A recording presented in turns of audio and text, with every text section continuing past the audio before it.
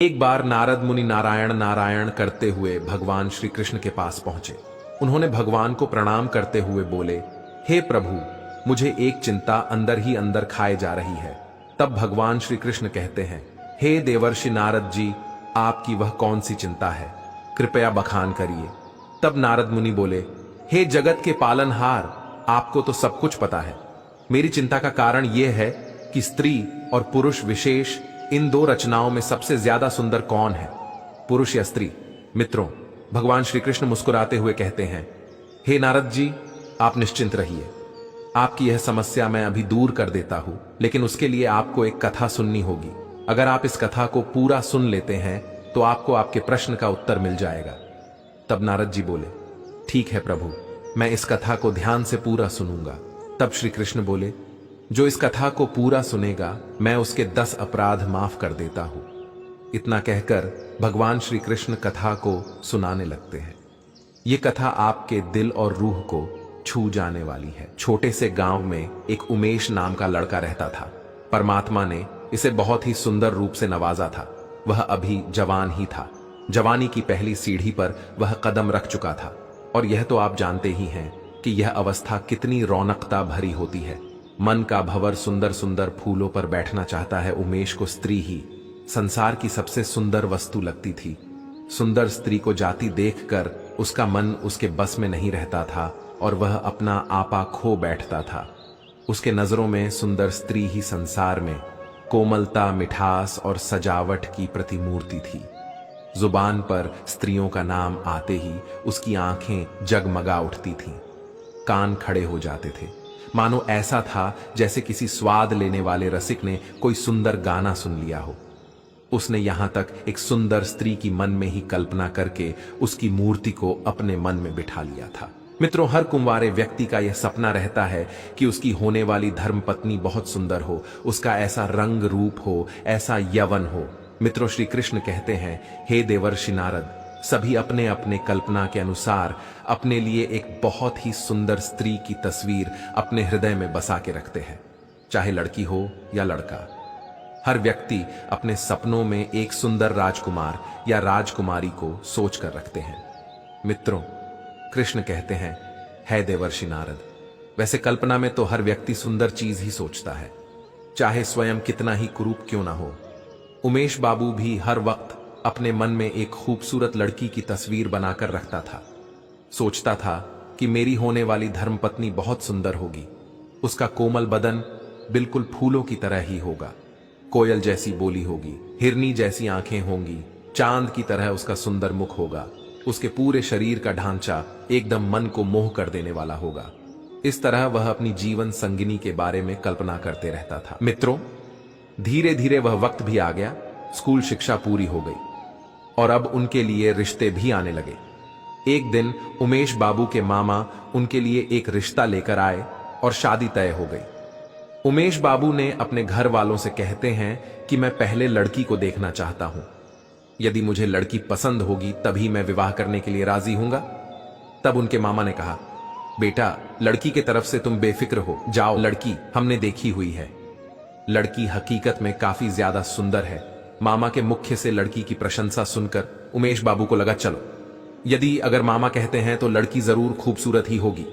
और फिर उमेश बाबू ने शादी के लिए हां बोल दिया। मित्रों, कृष्ण कहते हैं, है देवर्षि नारद, जब विवाह का शुभ मुहूर्त आया तब उमेश बाबू बड़े धूमधाम से बारात लेकर आए और दुल्हन भी आभूषण से सजे मंडप पर आई। उमेश बाबू की नजरें दुल्हन की ओर थीं। उसे घूंघट में चेहरा तो दिखा नहीं, मगर हाथ पैर की उंगली दिखाई दे रही थी। मेहंदी से सजे हाथ पैर बहुत गोरे और सुंदर लग रहे थे। उसे देखकर उमेश बाबू अपने मन में फूले नहीं समा रहे थे। वह सोचने लगे कि जब दुल्हन की हाथ पैर की उंगलियां इतनी सुंदर हैं तो दुल्हन कितनी सुंदर होगी। अब विवाह का कार्यक्रम संपन्न हुआ। वधू की विदाई हुई। डोली में बैठकर दुल्हन ससुराल जाने को चली। उमेश बाबू की खुशियां बढ़ती चली जा रही थीं। वह यह सोच रहे थे कि काश एक बार दुल्हन का चेहरा देखने को मिल जाता तो इच्छा पूरी हो जाती। चलते चलते रास्ते में कहारों ने जब पालकी रोकी और जलपान करने में लग गए, इतने में उमेश बाबू को मौका मिल गया। वह चुपके से पालकी के पास गया और जब दुल्हन अपना घूंघट हटाकर पालकी से बाहर झांक रही थी और तभी उमेश की निगाह दुल्हन के चेहरे को देखती है। चेहरा देखकर उमेश को ऐसा महसूस हुआ जैसे चोरों ने उनका सब कुछ लूट लिया हो। उमेश की दुल्हन सुंदर नहीं थी जितनी उसने कल्पना की थी। वह हर पल जिस रूप की कल्पना करते आ रहे थे वह उसके बिल्कुल विपरीत थी। बहुत मोटी थी, चिपटी नाक थी, फूले हुए गाल थे। वह एकदम देखने में कुरूप थी। रंग तो गोरा था पर छवि एकदम भयानक। मित्रों, दुल्हन का कुरूप चेहरा देखकर उमेश बाबू की सारी खुशी नष्ट हो गई। वह मन ही मन खुद को कोसने लगा, इसे भला मेरे ही गले पड़ना था, दुनिया में इसे और कोई नहीं मिला। मित्रों, श्री कृष्ण कहते हैं, हे देवेर्षि नारद। उमेश को अपने मामा पर बहुत गुस्सा आ रहा था, जिन्होंने लड़की की तारीफों के पुल बांधकर उसे शादी के लिए राजी किया था। सोचने लगा, अगर इस समय मामा यहां होता तो मैं उससे लड़ाई कर बैठता। अब तो विवाह हो चुका है, अब क्या हो सकता है। मेरे सारे अरमानों पर पानी फिर गया। इस क्रूप के साथ मैं कैसे रहूंगा, कैसे इसके साथ जीवन काटूंगा। इसे तो देखने से ही घृणा होती है। ऐसी भयानक रूप वाली स्त्रियां भी दुनिया में मौजूद हैं। मुझे तो आज पता चला, हे भगवान, क्या तुम्हें मेरे ही ऊपर यह संकट गिराना था। दुनिया में कितनी सुंदर सुंदर मुख वाली स्त्रियां हैं, लेकिन आप मेरे लिए इसी कुरूप को ढूंढ कर रखे थे। उमेश अपनी ही किस्मत को कोस रहा था। उमेश को ऐसा लग रहा था जैसे उसने विवाह नहीं किया, बल्कि जैसे नर्क में घुस गया हो। घर पहुंचकर उमेश ने अपनी पत्नी को खूब खरी खोटी सुनाई, मामा को खूब फटकारा, अपने मां बाप से झगड़ने लगा। जब इतने पर भी गुस्सा शांत नहीं हुआ तो घर छोड़कर कहीं भागने का विचार बनाने लगा। उसे अपनी पत्नी पर गुस्सा भी आता और दया भी आता। इस बेचारी का क्या दोष है, इसने तो जबरदस्ती मुझसे विवाह नहीं किया। लेकिन यह दया भाव भी उनके मन से घृणा को नहीं हटा सका। वह जैसे ही अपनी पत्नी को देखता था उसका मन घृणा से भर जाता। पत्नी अपने पति को रिझाने के लिए नए नए काम करती थी, अच्छे से अच्छे कपड़े पहनती थी, तरह तरह से बालों को बांधती थी, घंटों शीशे के सामने खड़े होकर अपना श्रृंगार करती थी। लेकिन वह उमेश बाबू के मन में कोई परिवर्तन नहीं ला सकी। वह दिल से चाहती थी कि मैं पति को प्रसन्न करूं, उनकी सेवा करूं, उनके मन की घृणा को खत्म कर दूं। वह अपने पति को प्रसन्न करने के लिए मौका खोजती थी, लेकिन पति को उसके रूप रंग से इतनी नफरत थी कि वह हमेशा अपनी पत्नी के नजरों से बच के घूमते थे। और अगर कभी आमना सामना हो भी जाता तो उमेश के मुंह से ऐसी जली कटी बातें निकलती थीं कि वह बेचारी रोती हुई चली जाती। मित्रों, श्री कृष्ण कहते हैं, हे देवर्षि नारद, एक लड़की अपने सभी सगे संबंधियों को छोड़कर अपने पति के घर आती है, और यदि वह भी पत्नी को भाव ना दे तो उस बेचारी का मन कैसे लगेगा, कैसे वह अकेले अपना जीवन काटेगी। यही हाल उमेश बाबू की पत्नी का था। वह अपने आप को दर्पण में देखकर खूब रोती थी। वह अपने मन की बात भी कहे तो किसे कहती, हमेशा अपने आप को कोसती थी। उधर उमेश 8-8 दिन तक घर पर नहीं आता था। मित्रों, जब उमेश बाबू दूसरी स्त्रियों को देखता तो उसका मन अंदर ही अंदर रोने लगता था। मित्रों, श्री कृष्ण कहते हैं, हे देवर्षि नारद, वो इस परिस्थितियों में अपना मन लगाने लगा। वह यह भूल जाना चाहता था कि उसका विवाह हो चुका है। उधर बेचारी उसकी मासूम सी पत्नी घर में बैठी अपने पति के दर्शन के लिए तरसती थी, लेकिन उमेश ने घर पर आना ही छोड़ रखा था। वह पूरे दिन अपने मित्रों के साथ मजे में रहता था। उसकी पत्नी जब कभी घर से बाहर अपने पति को खिड़की से देखती थी तो वह तड़प कर रह जाती। एक दिन उमेश बाबू जब खाना खाने घर पर आए तो उसकी पत्नी ने पूछा, अजी, अब तो आपके दर्शन भी नहीं होते, मेरी वजह से आपने तो घर आना भी छोड़ दिया। उमेश ने मुंह घुमाकर उत्तर दिया, क्या बताऊं, नौकरी की तलाश में इधर उधर भागना पड़ता है, इसलिए घर पर नहीं आ पाता हूं। पत्नी बोली, मैं जानती हूं आप घर पर क्यों नहीं आते हो, आपको मेरा चेहरा बिल्कुल पसंद नहीं है। आप एक काम क्यों नहीं करते, आप किसी डॉक्टर से मेरी सूरत क्यों नहीं बनवा देते, मैंने सुना है डॉक्टर चेहरा बदल देते हैं। पति ने कहा, क्यों, तुम व्यर्थ की बकवास कर रही हो, जो काम भगवान नहीं कर सका वह मनुष्य क्या करेगा। पत्नी ने बड़ा सुंदर जवाब दिया, अच्छा, यह बात आपको सोचनी चाहिए कि भगवान की गलती की सजा मुझे क्यों दे रहे हो। आपने मुझे दूध से मक्खी की तरह निकालकर दूर फेंक दिया है। संसार में ना जाने कितनी ही कुरूप लड़कियां होंगी, फिर भी उसे कुंवारी नहीं बैठाया जाता, उसका भी कहीं ना कहीं विवाह हो ही जाता है। पर उसका पति भले ही उसे ना चाहे, लेकिन दूध से मक्खी की तरह निकाल कर नहीं फेंकता। फिर उमेश अपनी पत्नी पर क्रोध करता हुआ वहां से चला गया। वह पूरे दिन दोस्तों के साथ सैर सपाटा करता था, रात को भी घर नहीं आता था। एक दिन उसकी पत्नी चिंता में बीमार पड़ गई, लेकिन उमेश उसे देखने तक नहीं आया। वह यह चाहता था कि काश यह मर जाती तो अच्छा रहता, कम से कम गले की आफत तो टल जाती, फिर कहीं अच्छी सी खूबसूरत और प्यारी लड़की देखकर अपनी पसंद का विवाह कर लूंगा। इस तरह से उमेश अपनी पत्नी से दूर रहने लगा था। उमेश वासनाओं की जाल में उलझ गया, धन की बर्बादी करने लगा, सुंदर युवतियों में अपने मन को लगाने लगा, विषय भोगों में लिप्त होकर धन बल और बुद्धि को नष्ट करने लगा। धीरे धीरे उमेश का चेहरा पीला पड़ गया, शरीर पर कमजोरी आने लगी, पसलियों की हड्डियां दिखने लगी, आंखों के नीचे गड्ढे पड़ गए, चेहरे का रंग भी उड़ चुका था, किसी भयंकर रोग के लक्षण दिखने लगे थे। एक दिन उमेश की पत्नी अपने पति के विचारों में बरामदे में लेटी हुई थी। कई दिनों से उसकी पत्नी ने उमेश की सूरत नहीं देखी थी। उसने डरते डरते किसी के हाथों उसे बुलाया और सोचने लगी, आएंगे तो वैसे भी नहीं, कहने में क्या जाता है। किसी ने जाकर उमेश को बताया कि तुम्हें तुम्हारी पत्नी ने बुलाया है। आज उमेश के मन में कुछ दया का भाव था।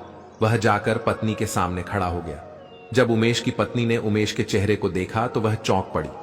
उमेश बहुत कमजोर हो चुका था, चेहरा पहचान में नहीं आ रहा था। उसकी पत्नी पूछने लगे, तुम बीमार क्यों हो गए? तुम तो मुझसे भी ज्यादा कमजोर हो गए हो। उमेश कहता हुए कहने लगा, मेरी जिंदगी में अब रखा ही क्या है जिसके लिए मैं जीने की फिक्र करूं। उमेश की पत्नी बोली, चिंता करने से कोई इतना कमजोर नहीं हो जाता। तुम्हें कोई बीमारी है, तुम इसका इलाज क्यों नहीं कराते?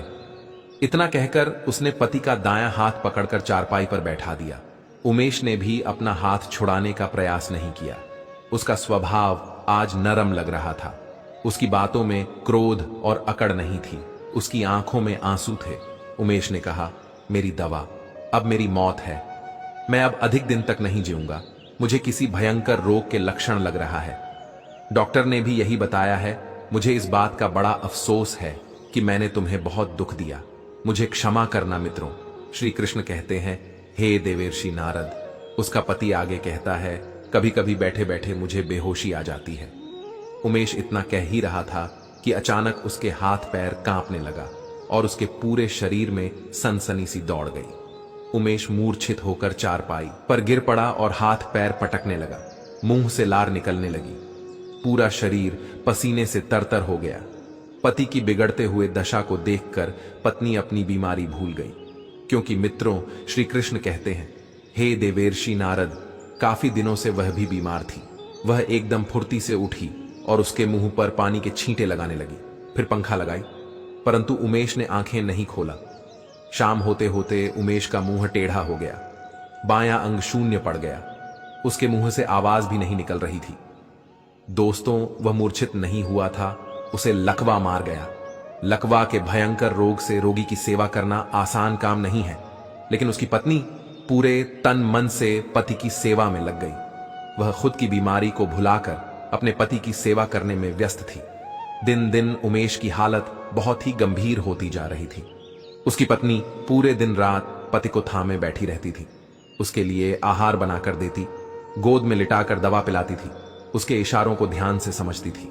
मित्रों, उसकी पत्नी को स्वयं बुखार था, दर्द से सर फटा रहता, फिर भी वह अपने कष्ट को भूलकर पूरी जिम्मेदारी के साथ अपने पति की देखरेख करती थी। मित्रों, श्री कृष्ण कहते हैं, हे देवर्षि नारद, समय बीतता गया लेकिन उसकी हालत में कोई सुधार नहीं आया। उसका दाहिना पैर तो कुछ भी काम न करने को रह गया था। वह जब बोलता था तो मुंह से टोले जैसा आवाज निकलती थी। मित्रों, श्री कृष्ण कहते हैं, हे देवर्षि नारद, सबसे बुरी दशा तो उसके सुंदर चेहरे की हो गई। वह इतना टेढ़ा हो गया था जैसे मानो कोई रबर को घुमाकर टेढ़ा कर दिया हो। उसमें चलने फिरने की भी ताकत नहीं थी। एक दिन उसने शीशे में अपना टेढ़ा मुख देखा, मानो जैसे ऐसा क्रूप आदमी उसने जीवन में कभी नहीं देखा हो। उसे लगने लगा था कि ईश्वर ने उसे उसके कर्मों की सजा दी है। वह अपनी पत्नी से धीरे धीरे बोला, मुझे ईश्वर ने मेरी गुरूर की सजा दे दी है। वास्तव में यह मेरी बुराई के बदले है जो मैंने तुम्हारे साथ किया। अब तुम भी मेरे चेहरे को देखकर घृणा से मुंह फेर कर मुझसे उस दुर्व्यवहार का बदला ले सकती हो जो मैंने तुम्हारे साथ किया था। फिर पत्नी ने पति से प्यार से कहा, सुनिए, मैं तो आपको अभी भी उसी निगाह से देखती हूं मुझे आप में कोई फर्क नहीं दिखाई देता। उमेश बोला, वाह रे वाह, मेरा मुंह बदसूरत की तरह है और तुम्हें कोई फर्क नहीं पड़ता। इस चेहरे को लेकर तो मैं घर से बाहर भी नहीं जा पाऊंगा। ईश्वर ने सचमुच मुझे बहुत कठोर सजा दी है। मित्रों, उसने बहुत प्रयास किया, कई डॉक्टरों को दिखाया, पर उमेश का चेहरा ठीक नहीं हुआ। उसका चेहरा बड़ा भयानक लगता था। हर कोई उसे देख करके डर जाते थे। फिर कुछ समय बाद वह दवाइयां और डॉक्टर के मदद से तो चलने फिरने लगा, पर चेहरा ठीक नहीं हुआ। मित्रों, पत्नी ने मां देवी से मन्नत मांगी थी कि मेरे पति अगर चलने फिरने लगे तो मैं देवी मां की पूजा करूंगी। आज उसी पूजा का उत्सव था। पूरे मोहल्ले की स्त्रियां सज धज करके वहां आई और गाना बजाना भी हो रहा था। उमेश की पत्नी से गांव की महिलाओं ने पूछा, क्यों बहन, अब तो तुम्हें अपने पति का चेहरा बिल्कुल अच्छा नहीं लगता होगा। पत्नी ने बड़ा सुंदर जवाब दिया, नहीं बहन, मुझे चेहरा तो अच्छा नहीं लगता है, लेकिन मुझे उसके बदले में पति की आत्मा मिल गई है, जो रूप से कहीं ज्यादा बढ़कर है। उधर उमेश कमरे में अपने दोस्तों के साथ बैठा था और अपनी पत्नी और सभी महिलाओं की बातों को बड़े ध्यान से सुन रहा था। तभी उमेश के दोस्तों ने कहा, उमेश, आज तो तुम्हारे घर पर पूरे गांव की सुंदर सुंदर स्त्रियां आई हैं, इनमें तुम्हें सबसे ज्यादा सुंदर कौन सी लग रही है?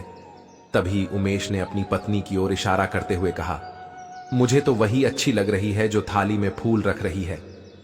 सभी दोस्त कहने लगे, अरे भाई, लगता है तुम्हारी सूरत क्या बिगड़ी, अब तो तुम्हारी नजर भी बिगड़ गई है। उसके दोस्तों ने कहा, मुझे तो सबसे ज्यादा बदसूरत वही मालूम पड़ रही है। तब उमेश ने जवाब दिया, भाई, तुम्हें वह बदसूरत इसलिए लग रही है क्योंकि तुम उसका शरीर देख रहे हो, और मुझे अच्छी इसलिए लग रही क्योंकि मैं उसकी आत्मा देख रहा हूं।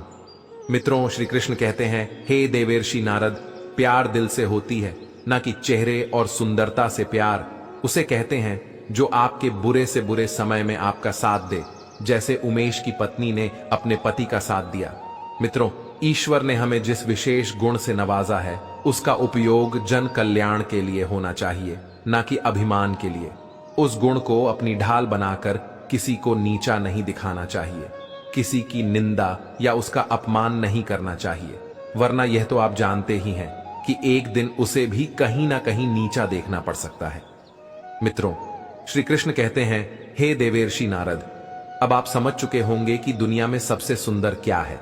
तब देवर्षि नारद बोले, ही प्रभु, आपकी आश्रम अनुकंपा से मैं समझ गया हूं कि प्रेम के अलावा दुनिया में सबसे सुंदर और कोई चीज नहीं है। दोस्तों, मैं उम्मीद करता हूं यह कथा आपको जरूर पसंद आई होगी।